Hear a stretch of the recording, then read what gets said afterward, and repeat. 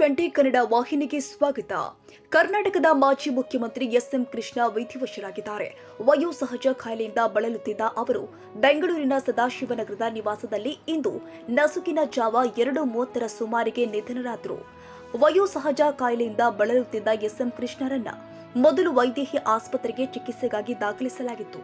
ಬಳಿಕ ಶ್ವಾಸಕೋಶದ ಸೋಂಕು ಕಾಣಿಸಿಕೊಂಡ ಹಿನ್ನೆಲೆ ಮಣಿಪಾಲ್ ಆಸ್ಪತ್ರೆಗೆ ಸ್ಥಳಾಂತರ ಮಾಡಲಾಗಿತ್ತು.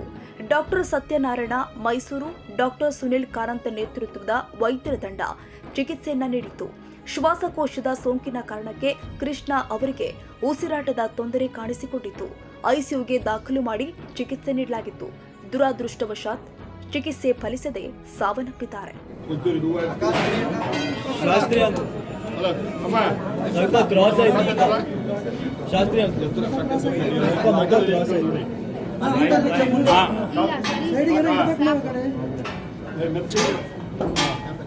ಇದನ್ನ ಕೆಳಗಡೆ ಇಟ್ಕೊಂಡ್ಬಿಡ್ರಿ, ಆಮೇಲೆ ಬರ್ತಾನೆ.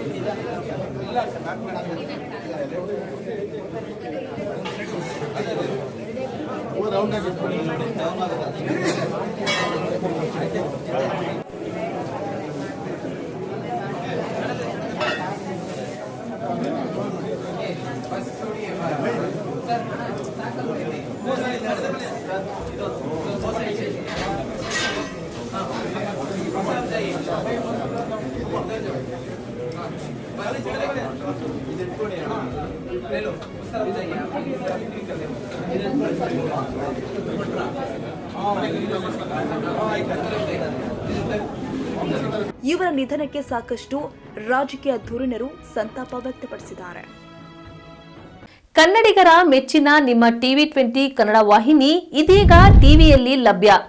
ಕರ್ನಾಟಕ ಮತ್ತು ದೇಶ ವಿದೇಶದ 360 ಡಿಗ್ರಿ ಸುದ್ದಿ ವಿವರವನ್ನ ಪಡೆಯುವುದಕ್ಕೆ ಟಿವಿ20 ವಾಹಿನಿಯನ್ನು ಲೈಕ್ ಮಾಡಿ, ವಿಡಿಯೋಗಳನ್ನು ಶೇರ್ ಮಾಡಿ, ಕಮೆಂಟ್ ಮಾಡಿ, ಸಬ್ಸ್ಕ್ರೈಬ್ ಮಾಡಿ.